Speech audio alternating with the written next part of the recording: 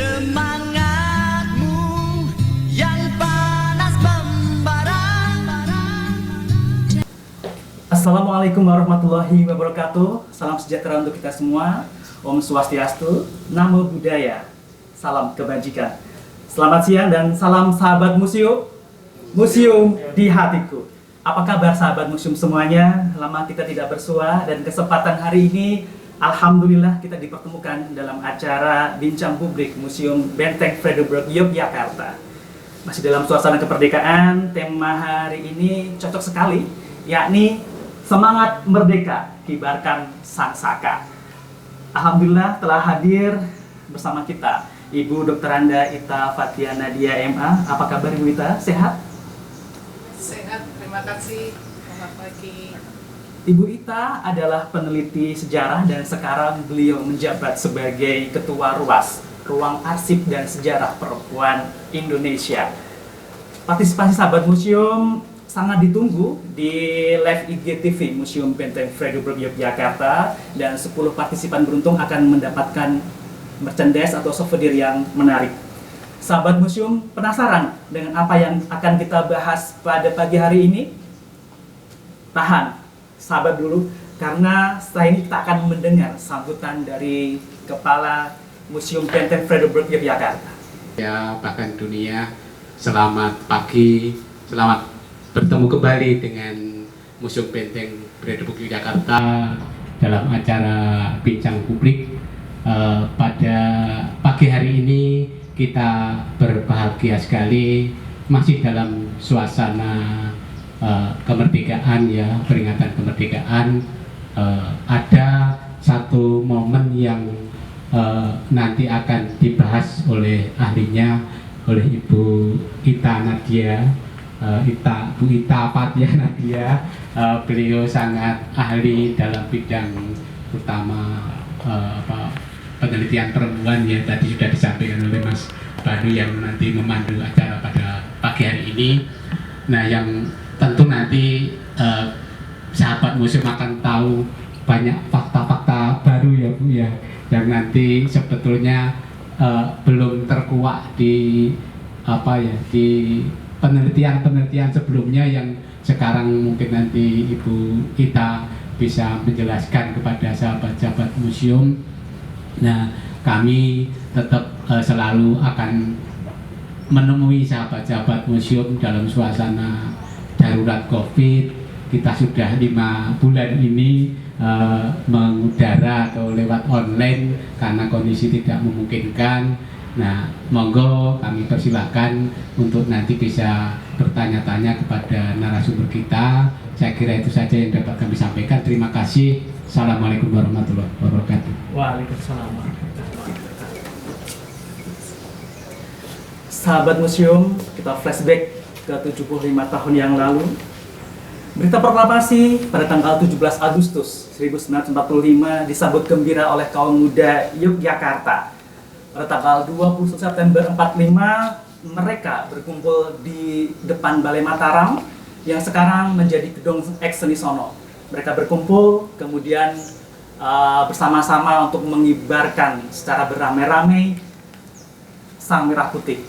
Setelahnya, mereka merangsuk ke dalam kompleks Gedung Agung yang pada waktu itu bernama Chokan Kantai. Chokan Kantai adalah kantor pembesar Jepang bernama Koichi Mukyoku Chokan. Setelah masuk ke dalam kompleks Gedung Agung, mereka tidak takut dengan banyaknya tentara Jepang bersenjata lengkap di situ. Ada beberapa pemuda dan pemudi yang nekat masuk, kemudian naik ke atap Gedung Agung. Setelah naik ke atap Gedung Agung, mereka berusaha untuk menurunkan bendera Jepang, bendera Hinomaru, diganti dengan bendera merah putih. Peristiwa tersebut yang menandai berakhirnya pemerintahan Jepang di Yogyakarta. Salah satu tokoh muda yang berperan dalam insiden tersebut adalah Ibu Umiyah. Ibu Umiyah ini adalah ibunda dari Ibu Ita Fathia Nadia. Kronologinya seperti apa, kemudian apa yang melatar belakanginya, dan apa peran Ibu Umiyah dalam insiden tersebut akan disampaikan oleh Ibu Ita Fathia Nadia. Untuk itu disilahkan Ibu. Baik, terima kasih Mas Banu. Assalamualaikum warahmatullahi wabarakatuh. Selamat pagi untuk kita semua.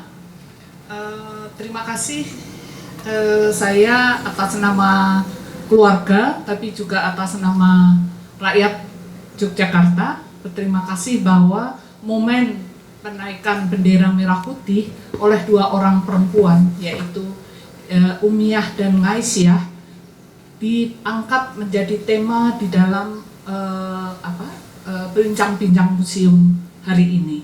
Saya kira itu tema yang sangat penting karena selama ini peran perempuan tidak pernah atau tidak begitu dimunculkan. Padahal sejarah mencatat bahwa mereka sangat penting di dalam perjuangan bangsa ini. Kebetulan saya sekarang ini menjabat sebagai Ketua RUAS, Ruang Arsip dan Sejarah Perempuan Indonesia, yang didirikan oleh beberapa alumni jurusan sejarah Universitas Gadjah Mada bersama dengan beberapa peneliti sejarah di Indonesia. RUAS ini akan memang menyimpan seluruh arsip-arsip dan sejarah perempuan mulai dari tahun 1920 sampai dengan sekarang. Baik Mas Banu, saya akan bercerita sedikit, akan melatar belakangi siapa Umiyah itu. Umiyah kebetulan adalah ibu saya yang melahirkan saya. Umiyah asli lahir dari Yogyakarta, asli Yogyakarta. Beliau adalah anak ke-6 dari 8 bersaudara. Rumahnya dulu adalah di Gondomanan, kemudian berpindah ke Ngadiwinatan. Umiyah dulu sekolah di Netral Milo, kemudian dia masuk ke Milo, dan ketika kelas 1 atau kelas 2 dia diminta oleh gurunya yang orang Belanda untuk masuk ke AMS. Tetapi ketika akan masuk AMS B di Kota Baru, Jepang masuk ke Indonesia, sehingga sekolah-sekolah ditutup dan tidak bisa bersekolah. Tetapi Umiyah ini sangat pandai di dalam stenografi, jadi dalam bahasa stenografi. Maka ketika tidak bersekolah, dia mendaftarkan menjadi pegawai di PTT, Pos Telekomunikasi dan Telegram, yang ada sekarang di kantor pos ini. Di belakang kantor pos itu kantor depan adalah untuk surat menyurat, tapi di belakang adalah tempat telegram dan telekomunikasi. Di dalam site sejarah atau archive sejarah juga sudah di Jepang. Ketika saya melihat men-track siapa ibu saya, di situ ada PTT, dan di PTT ini ternyata yang sangat penting adalah mereka yang di stenografi dan morse itu adalah perempuan semua. Jadi yang menerima berita-berita dari luar negeri, dari luar, itu adalah para perempuan yang menyalin. Jadi semua perempuan. Dua pegawai di bagian stenografi dan morse itu adalah ibu saya, salah satunya ibu saya dan Ngaisyah. Kebetulan ibu saya kemudian diangkat menjadi, karena ibu saya juga selalu ikut di dalam kursus-kursus politik yang diadakan oleh Soekarno. Jadi Bung Karno dulu mendirikan atau melakukan kursus politik ketika di Gedung Agung itu, di belakang itu Bung Karno membuat kursus politik. Nah, kursus politik ini untuk perempuan dan laki-laki. Itu ada foto-fotonya, tapi saya tidak bawa karena itu ada di arsip. Jadi bagaimana Bung Karno membuat yang namanya ABC politik. Itu untuk tapi itu juga sangat diam-diam karena Jepang tidak boleh. Jadi kadang-kadang Bung Karno, kadang-kadang Amir Sarifuddin juga yang memberikan. Jadi tokoh-tokoh bangsa ini yang memberikan kursus politik. Nah, ibu saya salah satu dari murid kursus politik itu. Nah, selain itu, ibu saya atau Umiyah juga aktif di Pemuda Patuk. Jadi di sini yang menarik adalah kelompok Pemuda Patuk itu tidak pernah dituliskan. tidak pernah dibuat bukunya, tetapi sebetulnya David Jenkins, seorang sejarawan dari Australia, sudah membuat tulisan itu berseri tentang siapa Pemuda Patok. Pemuda Patok ini satu rumah di dekat Bakpia Patok, tapi masuk ke selatan.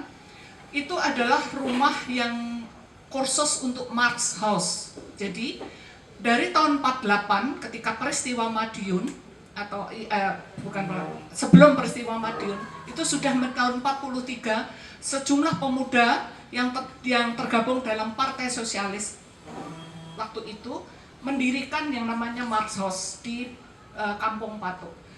Mereka yang mendirikan itu adalah Wiono, itu adalah tokoh dari Taman Siswa, kemudian Johan Sahrusah, itu adalah tokoh dari Partai Sosialis Indonesia, kemudian Permadi Joy, kemudian Sunjoyo, itu juga tokoh, tapi namanya juga tidak pernah dituliskan. Kemudian satu lagi adalah Dayino, itu kebetulan ayah saya juga. Ayah saya dulu adalah penasehat politik dari kementerian di bawahnya Ali Sastro Amijoyo.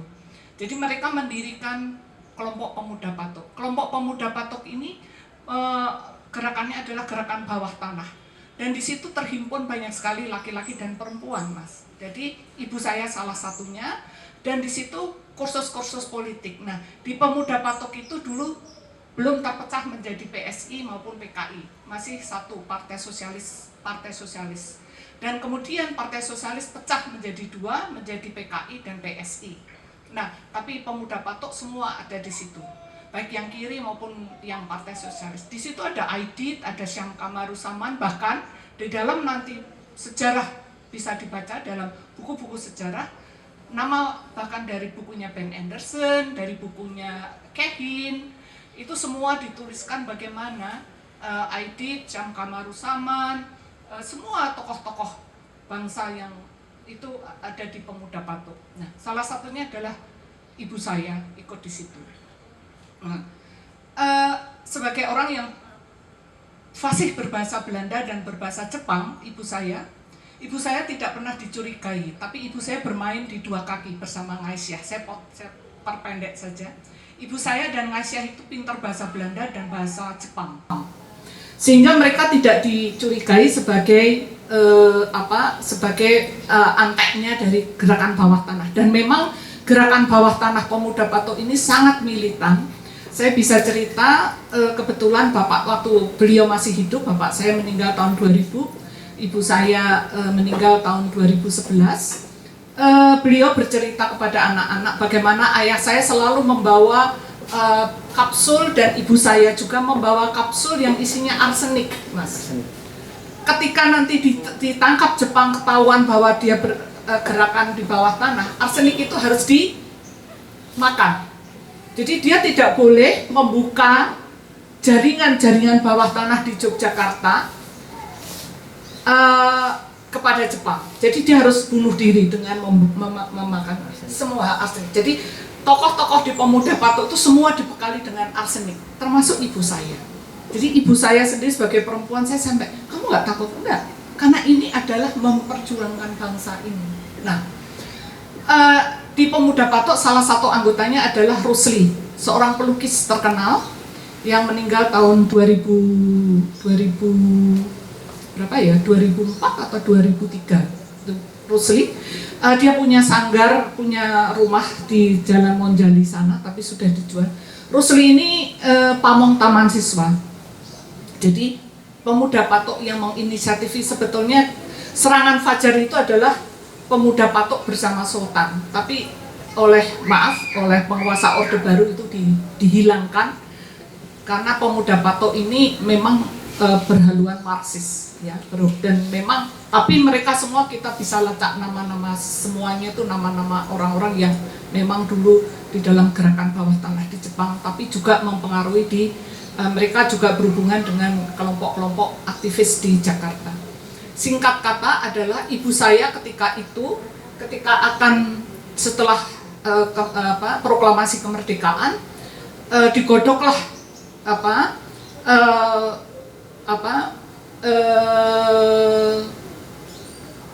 bagaimana mengumumkan kemerdekaan Indonesia. Nah, ada satu momen yang selama ini tidak pernah dituliskan, tapi sekarang sudah ada bukunya, tapi bukunya habis, yaitu tentang peranan Franziska van Gide, yaitu tokoh perempuan yang kemudian menjadi eksil di negeri Belanda. Saya kebetulan bisa mewawancara karena nanti ada berhubungan dengan ini. Jadi ketika 45 diproklamasi, Franziska van Gide dan John Lee diminta oleh Soekarno untuk keliling dunia mengabarkan tentang kemerdekaan Indonesia.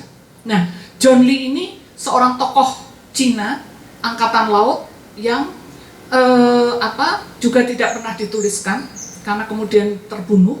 Franziska van Gide menjadi eksil.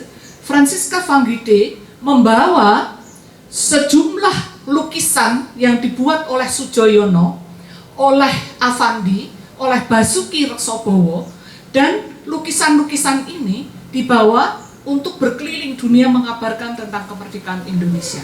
Nah, dari rapat-rapat yang di Jakarta ini, maka rapat ini juga Soekarno memerintahkan bagaimana dengan di Jogja. Di Jogja harus sudah dimulai dengan sebuah gerakan. Oleh sebab itu dibuatlah rapat-rapat di Pemuda Patok, karena Pemuda Patok sangat dekat dengan Soekarno, sangat dekat dengan kelompok-kelompok di Jakarta. Dan rapat-rapat itu juga menghasilkan satu rapat-rapat penting yang bagaimana membuat sabotase baik sabotase di kantor-kantor yang masih dalam penguasaan Jepang. Singkat kata adalah maka demonstrasi ini harus dilakukan. Tetapi ketika demonstrasi ini akan dilakukan, maka apa yang harus dilakukan? Yaitu penurunan bendera Hinomaru dari atas Gedung Agung sekarang ini. Tapi siapa yang naik di sana?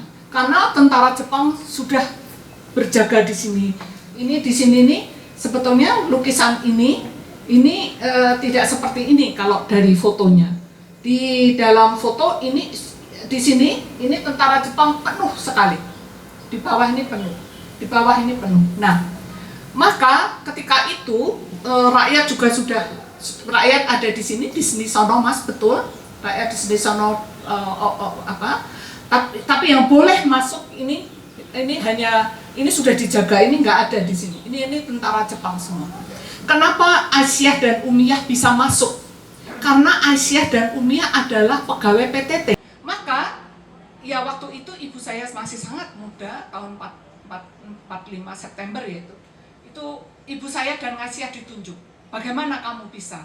Dan ibu saya mengatakan saya bersedia. Dan ketika ibu saya masuknya bukan dari tengah, tetapi dari pinggir. Ketika beliau masuk, itu diikuti karena ibu saya perempuan, beliau dengan Aisyah mengatakan saya butuh orang, teman. Teman siapa yang? Maka ditunjuklah Rusli, seorang pelukis terkenal, pelukis Indonesia yang sangat terkenal, dan Sumardi. Sumardi ini adalah keponakan dari Ki Hajar Dewantoro. Beliau adalah pamong taman siswa, ya, namanya Pak Sumardi. Nah, Rusli dan Pak Sumardi ini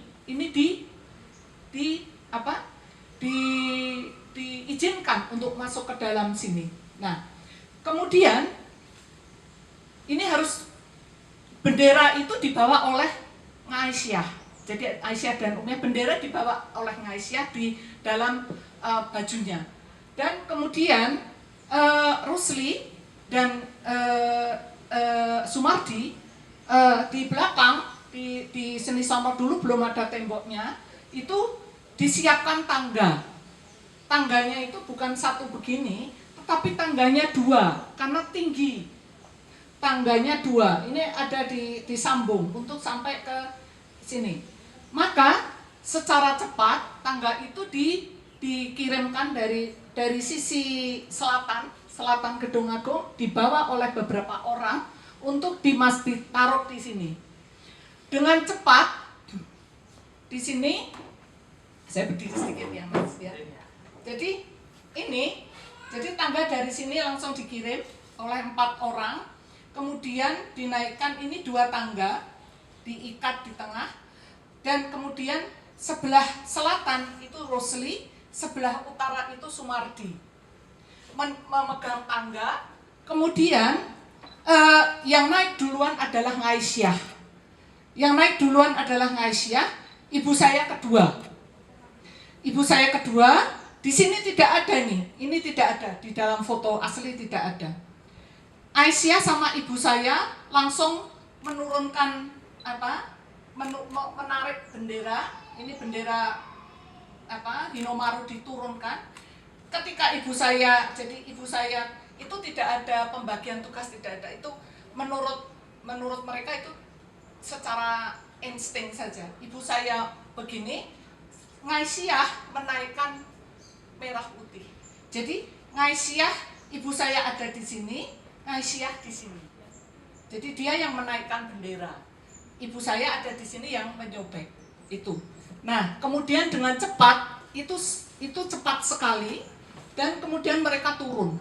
Nah, ketika mereka turun ini tentara Jepang memegang, jadi ibu saya dipegang begini sampai sobek.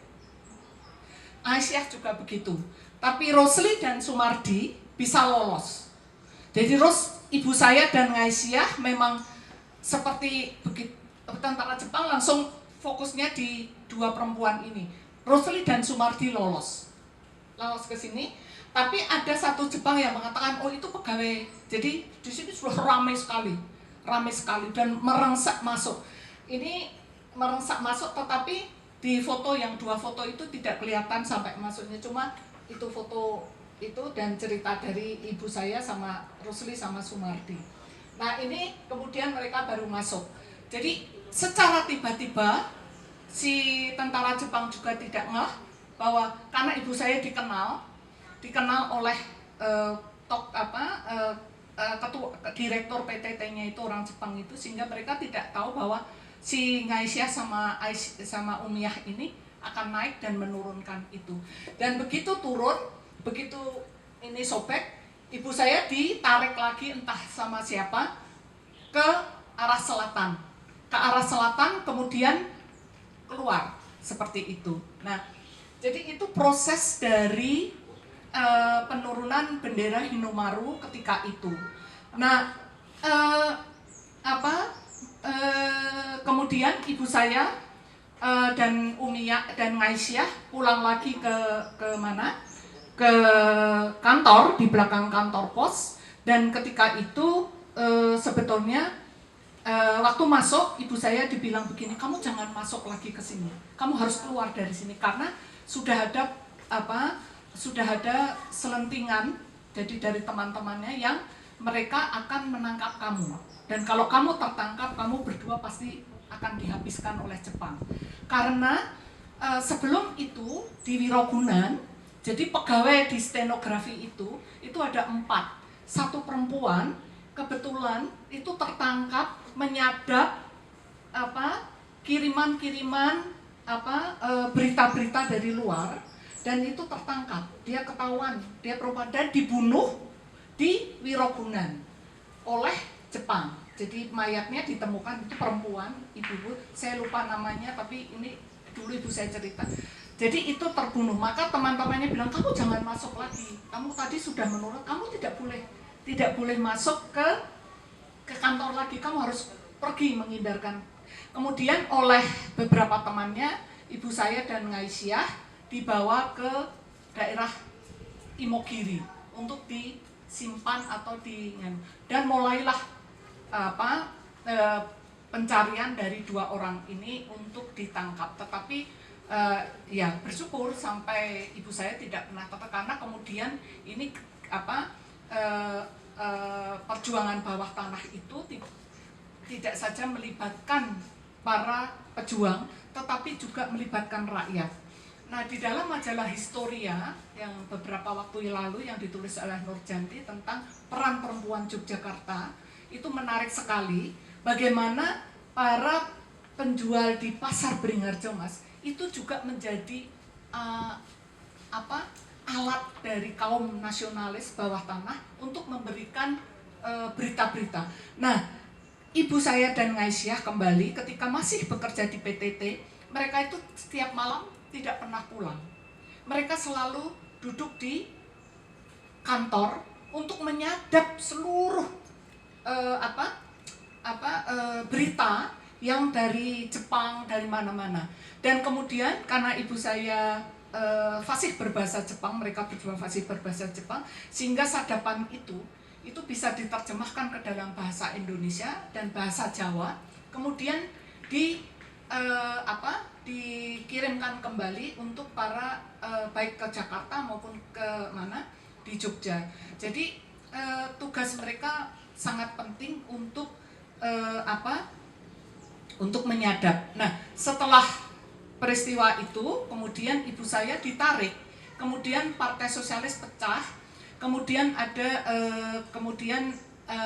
Perdana Menteri Amir Syarifuddin naik menjadi Perdana Menteri, dan Amir Syarifuddin membutuhkan tenaga stenografi.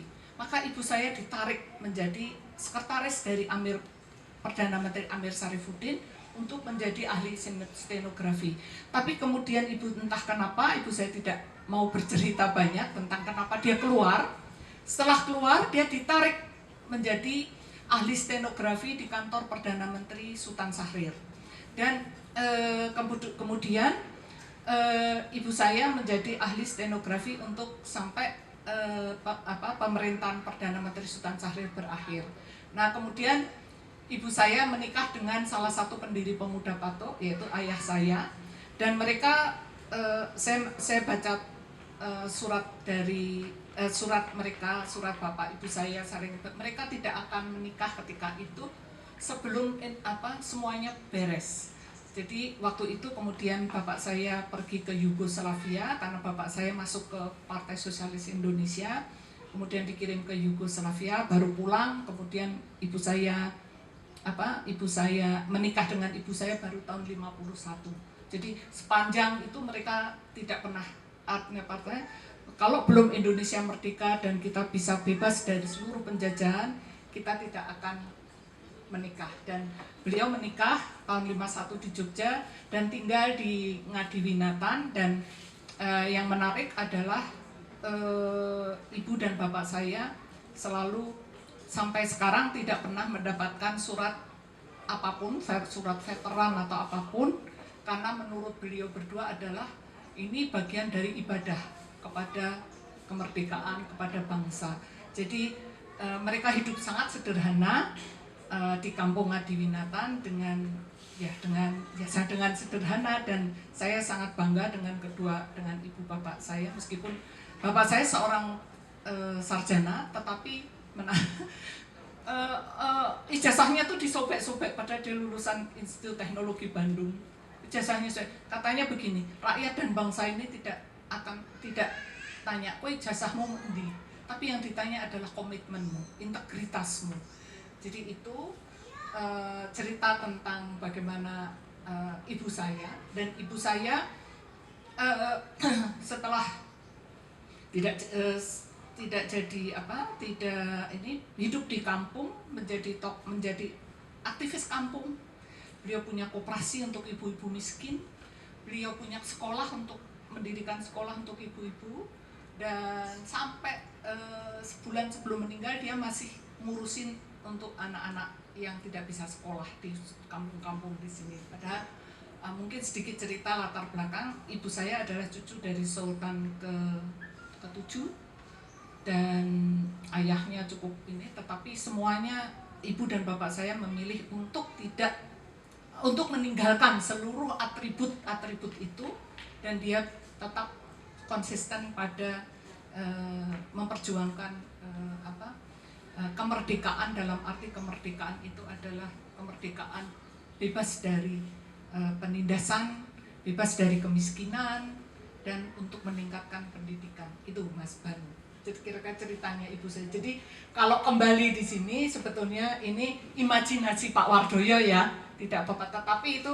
perempuannya itu tidak ada lagi, hanya perempuan dua itu. Nah, untuk Ibu Ngaisyah, saat ini saya sedang menulis dari cerita tentang ibu saya. Tapi untuk Ibu Ngaisyah, karena beliau tidak menikah dan kemudian ahli warisnya semua tidak bisa ada yang bisa Saya hanya membaca di Jepang di arsip Jepang itu tentang Ngaisyah itu ya sudah Ngaisyah sebagai ahli etnografi. Rumahnya ada di Ngasem, daerah Ngasem. Saya lacak tidak ada, sudah habis keluarganya, seperti itu. Luar biasa Ibu, cerita Ibu dan semangat Ibu bercerita menggelorakan semangat nasionalisme saya pribadi, dan saya yakin sahabat museum yang di rumah dan dimanapun berada akan lebih tebal lagi nasionalisme dan rasa cinta kepada tanah air kita.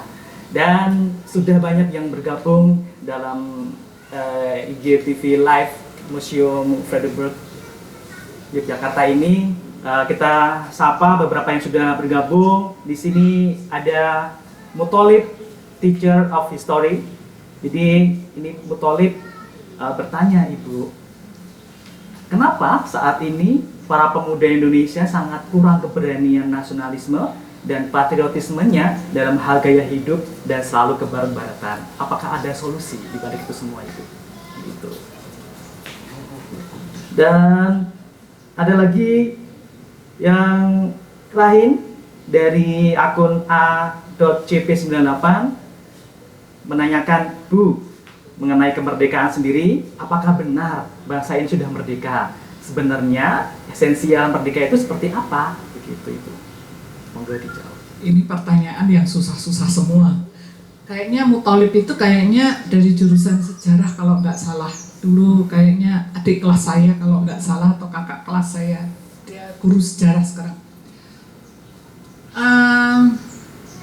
Sebetulnya kita ini sudah hidup di dalam satu era globalisasi, satu era keterbukaan yang luar biasa.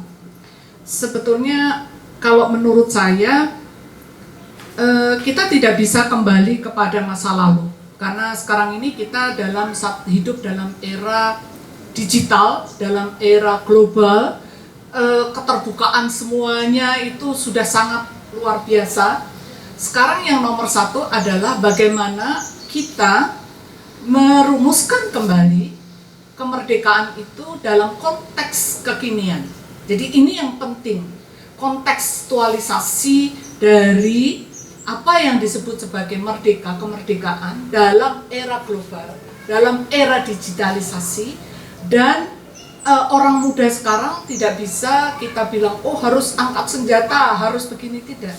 Tapi bagaimana kita merumuskan kembali nilai kebangsaan. Kebangsaan itu apa? Kebangsaan, kemerdekaan itu esensinya apa? Kemerdekaan itu adalah pembebasan. Pembebasan dari ketertindasan. Pembebasan dari ketidakadilan. Pembebasan dari diskriminasi seperti itu. Nah, sekarang bagaimana persoalan ketertindasan, persoalan diskriminasi, persoalan ketidakadilan itu dalam konteks kekinian?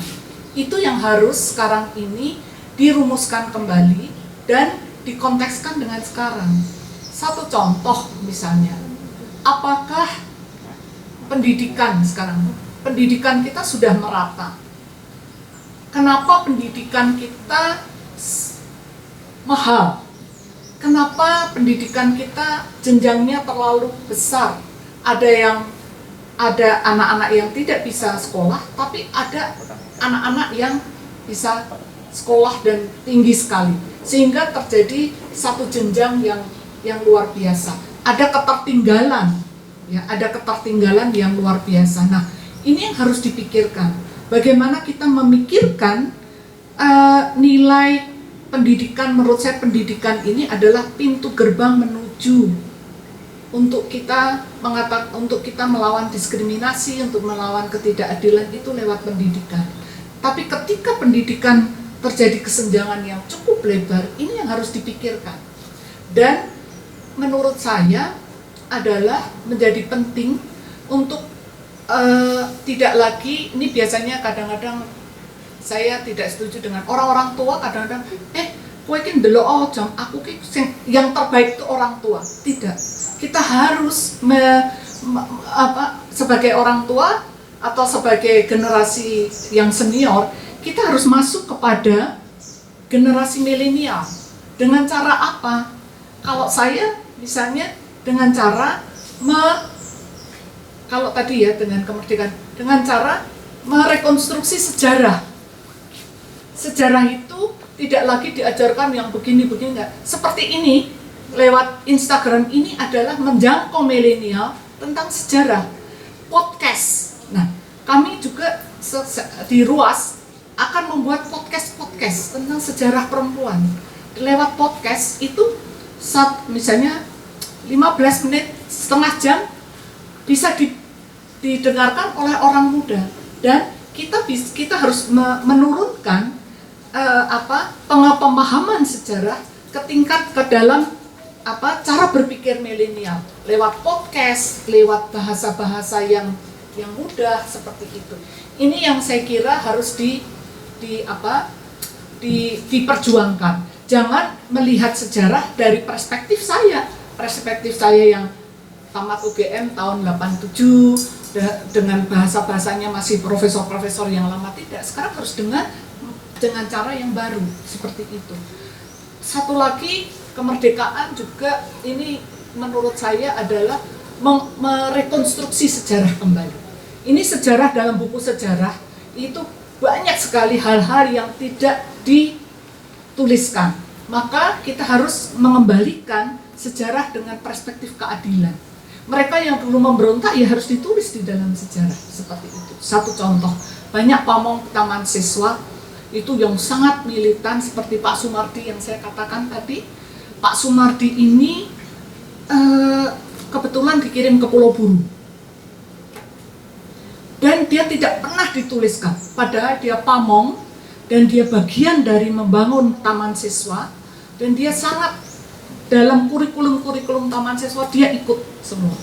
Tapi karena dia dituduh sebagai bagian dari Partai Komunis, maka dia tidak pernah dituliskan dalam sejarah. Nah, juga banyak contoh-contoh tokoh perempuan yang sekarang juga sedang saya tulis nih. Saya harus pergi ke Inggris untuk presentasi tentang dekolonisasi, yaitu membongkar arsip sejarah, data sejarah dari perspektif yang adil.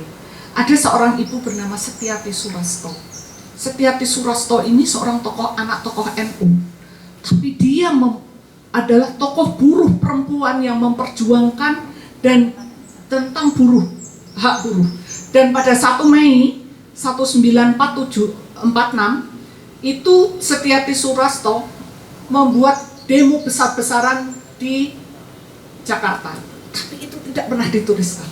Dan Setiati Surasto menjadi wakil Indonesia sebagai ikut menuliskan konvensi ILO. Bayangkan, konvensi ILO itu hidup sampai sekarang. Salah satu pendrafternya itu adalah Setiati Surasto. Tapi karena dia dituduh sebagai, padahal juga bukan PKI, tapi karena dia orang kiri, dia tidak bisa pulang ke Indonesia dan dia meninggal di Stockholm. Kebetulan saya bisa membuat wawancara dengan beliau dan itu sejarah bagus sekali tentang Indonesia. Ya. Itu salah satu yang bagaimana mengembalikan memori-memori atau memanggil kembali memori-memori dari tokoh-tokoh sejarah yang milenial untuk dituliskan kembali untuk bisa dibaca kepada milenial. Kalau kemerdekaan itu kita sebelum merdeka sebetulnya perspektifnya dari mana? Itu juga mesti ditinjau. Kemerdekaan itu menurut saya ketika kita tidak ditindas tadi, tidak ada diskriminasi, keadilan ada. Dan itu kan cita-cita dari yang namanya kemerdekaan. Dan kemerdekaan inilah yang menurut saya sekarang kita tidak lagi melawan, musuhnya tidak kelihatan. Musuhnya adalah investasi ekonomi, musuhnya adalah naiknya pengangguran, susah cari uang, banyak pengangguran, itulah musuh kita. Nah, itulah yang harus kita pikirkan untuk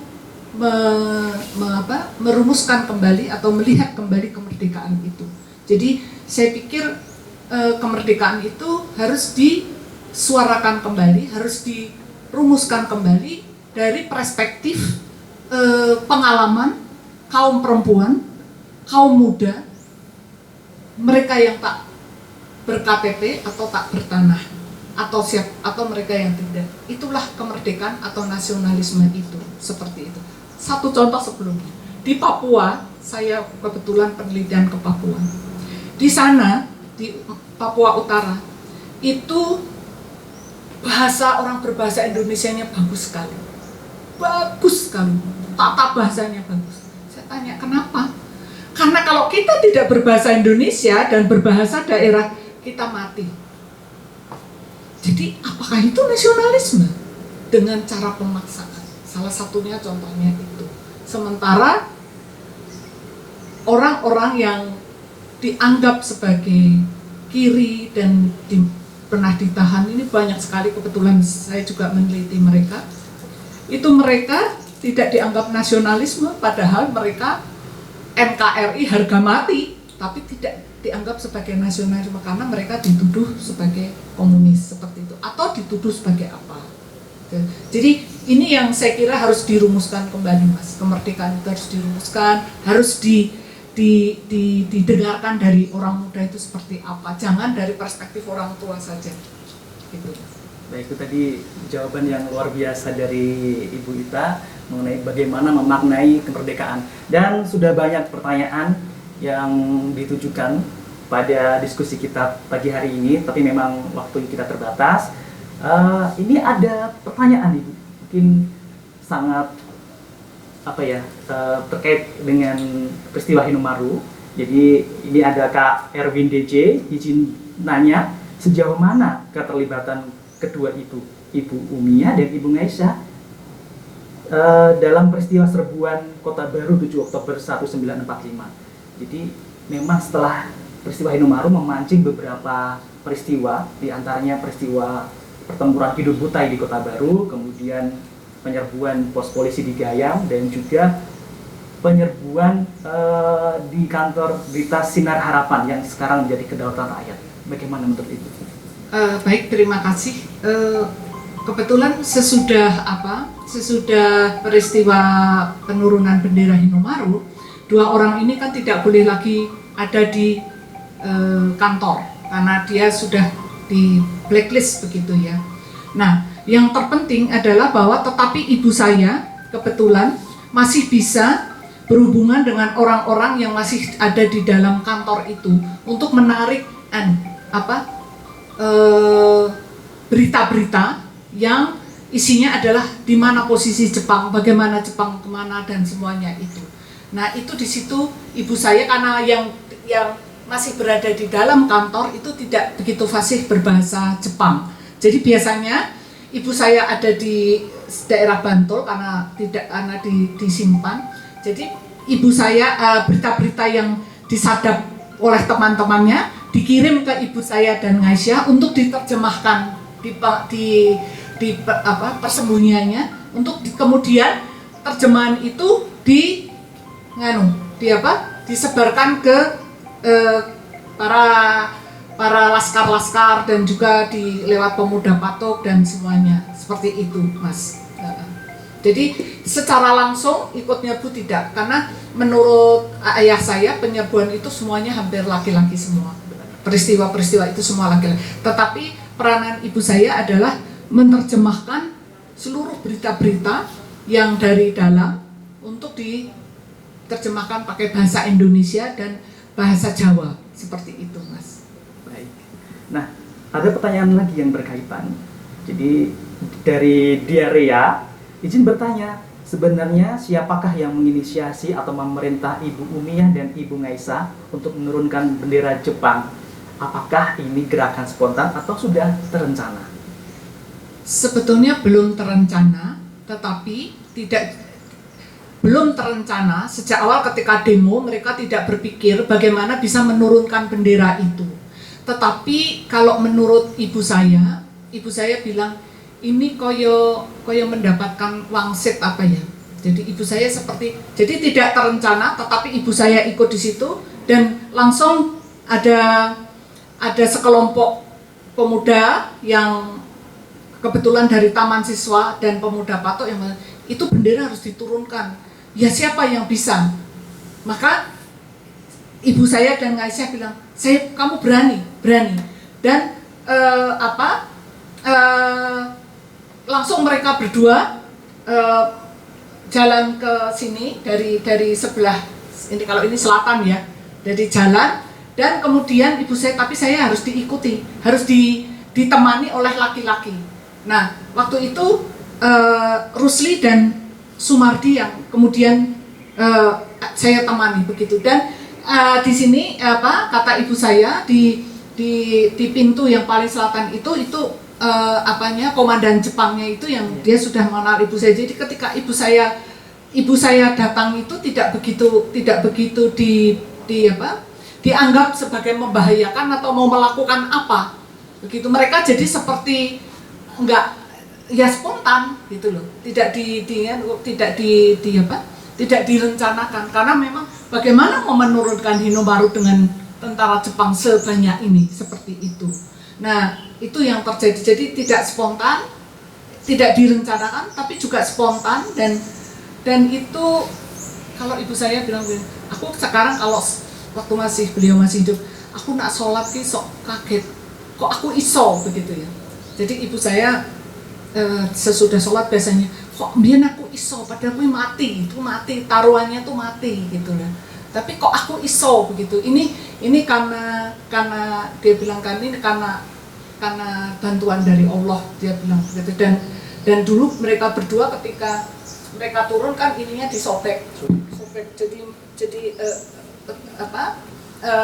semua bajunya terlepas, dan ibu saya bilang, kok aku orang anu ya, kok saya nggak malu ya, padahal laki semua ya, kok saya nggak malu ya, begitu. Jadi itu ada, ibu saya bilang, saya kayak kerasukan setan gitu. Kami berdua itu seperti kerasukan setan, tapi juga kayak ada yang menolong, kayak ada yang membantu begitu. Nah, itu yang membuat ibu saya sesudah itu percaya betul bahwa ini ada sesuatu yang di luar, yang ini memang kita ini dibantu atau dilindungi Allah Subhanahu wa Ta'ala begitu. Jadi itu keyakinan ibu saya seperti itu. Baik Ibu, waktu kita terus berlanjut, tapi memang sangat terbatas. Mungkin ada statement Ibu untuk kita semua sebagai generasi muda, bagaimana cara kita mencintai Indonesia, bagaimana kita memberikan yang terbaik bagi Indonesia. Bagaimana menurut Ibu? Sebagai seorang sejarawan, dan saya sekarang fokus di sejarah perempuan, saya selalu mengatakan bahwa mari kita membuka kembali seluruh arsip sejarah, membaca kembali arsip sejarah, dan khusus tentang peranan perempuan di dalam kemerdekaan Indonesia. Nah, ini menjadi sangat penting karena sejarah itu banyak sekali ditulis oleh mereka yang menang, dan yang menang itu adalah kaum laki-laki, sehingga kaum perempuan tidak menjadi fokus dari penulisan sejarah. Dan untuk mengisi kemerdekaan dan mengisi bangsa ini, menjadi penting adalah recalling memory atau memanggil kembali sejarah dan menjadikan itu bagian dari kompas kita, kompas hidup kita itu dari seluruh arsip-arsip sejarah. Dan inilah yang terpenting menurut saya, karena sekarang pelajaran sejarah itu hanya sambil lalu saja, sehingga menjadikan sejarah ditulis kembali secara kontemporer, secara yang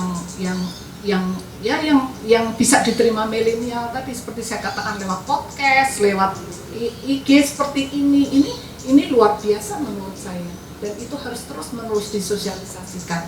Satu lagi adalah yang menarik adalah di Jepang saya melihat bahwa murid sekolah itu harus pergi ke museum-museum, harus datang ke artefak sejarah, dan ini menjadi sebuah keharusan untuk bisa tahu bahwa sejarah itu menyakitkan atau membuat kita bangga itu adalah lain. Tapi kita harus tahu dan kita harus belajar banyak, atau harus merawat itu. Jadi saya selalu mengatakan gerakan recalling memory, gerakan memanggil kembali memori-memori yang dihilangkan atau yang tidak dituliskan untuk dibaca kembali, untuk menjadi kompas kita. Seperti itu, Mas. Dan ini terakhir Bu ya? Ya. Masih ada sekitar 7 menit. Jadi Ibu kan aktivis perempuan nih. Jadi menurut Ibu perempuan yang bagaimana yang bisa dijadikan panutan dalam era milenial ini, atau perempuan yang bagaimana yang bisa dijadikan panutan dalam masa-masa pandemi ini? Kalau saya sih sederhana, Mas. Perempuan itu juga manusia. Jadi perempuan itu punya tanggung jawab juga untuk menjadi bagian dari mencerdaskan bangsa ini. Jadi dia harus tidak boleh ditempatkan di ranah domestik. Perempuan juga harus keluar. Perempuan harus menjadi tanggung jawab. Karena perempuan itu sebetulnya penyangga kehidupan. Dia adalah caregivers. Dia adalah penyangga kehidupan. Dan penyangga kehidupan itu adalah bukan saja penyangga kehidupan untuk keluarganya, tetapi juga penyangga kehidupan bangsa ini. Tetapi ketika dia ditaruh di rumah dan dia tidak punya perlindungan hukum, maka dia diperlakukan tidak adil. Di tingkat kekerasan rumah tangga di masa pandemik ini tinggi sekali sekarang. Kebetulan saya salah satu pendiri dari Komnas Perempuan pada tahun 98 bersama Profesor Saparina Sadli bersama 10 perempuan lain. Saya menjadi komisioner Komnas Perempuan dari 98 sampai 2006. Nah, sekarang komisioner saya lihat report mereka di masa pandemi kekerasan dalam rumah tangga luar biasa. Padahal kaki perempuan harus bertanggung jawab di dalam, tapi juga harus bertanggung jawab di luar. Nah, ketika Pak Jokowi tanggal 22 Maret mengumumkan pandemi sudah di Indonesia, saya bersama dengan 2 anak perempuan saya yang kebetulan yang pertama karena baru sekolah di luar negeri, tapi karena corona dia tidak bisa pulang, kami melakukan begini, ayo kita bikin yang namanya rapid gender assessment, yaitu penilaian cepat secara gender siapa yang paling terkena di masa pandemi corona di Yogyakarta sini saja. Dan kita menemukan siapa yang paling terkena. Yang paling nomor 1 adalah perempuan dan anak-anak dan lansia dan kaum difabel. Dan itu terjadi di rumah-rumah tangga kaum miskin. Selain itu juga mereka yang tidak ber-KTP. Maka kami waktu itu saya kemudian ke UGM dan saya berbicara dengan beberapa teman dosen di sana dan juga kita mendirikan yang namanya Solidaritas Pangan Jogja, SPJ. Dan SPJ langsung 5 hari kemudian sudah didirikan 15 dapur umum di seluruh Jogja. Dan apa yang terjadi adalah 15 dapur umum ini adalah dikelola oleh ibu-ibu. Untuk siapa? Untuk mereka yang tidak bisa makan. Dan itu siapa? Perempuan, anak-anak, lansia, dan mereka yang tidak bisa makan, juga termasuk buruh gendong, tukang becak, dan itu gerakan dari ibu-ibu seperti itu. Jadi perempuan punya posisi yang sangat penting, tapi juga jangan ditaruh di domestik dan harus dilindungi secara hukum karena banyak kekerasan terjadi di dalam rumah tangga. Begitu, Mas. Baik, Ibu Ita. Jadi sebenarnya masih banyak pertanyaan yang harus kita jawab, tapi waktu yang tidak bersahabat karena waktu 1 jam sebenarnya tidak cukup untuk menceritakan hal-hal yang menarik tentang penurunan Hinomaru atau tentang perempuan Indonesia. Baik, sahabat museum masih semangat ya. Nah, semangat keberanian dan jiwa patriotisme dari Ibu Ngaisah, kemudian Ibu Umia, Pak Rusli dan Pak Sumardi perlu dicontoh dan diteladani oleh para generasi muda sekarang dalam mengisi kemerdekaan. Semoga kita memiliki kerinduan untuk melakukan yang terbaik bagi bangsa ini. Demikian bincang publik pada hari ini. Terima kasih Ibu Ita Fathia Nadia. Terima kasih kembali Mas Banu. Semoga senantiasa sehat dan ditunggu karyanya tentang Ibu Umiyah. Insya Allah. Partisipan yang beruntung akan dihubungi oleh admin Museum Benteng Frederiksburg. Kupat dicuri santen menawi lepat nyuwun pangapunten. Saya Banu Setiawan. Wassalamualaikum warahmatullahi wabarakatuh. Salam sahabat museum. Museum di hatiku. Dirgahayu kemerdekaan Republik Indonesia ke-75. Merdeka!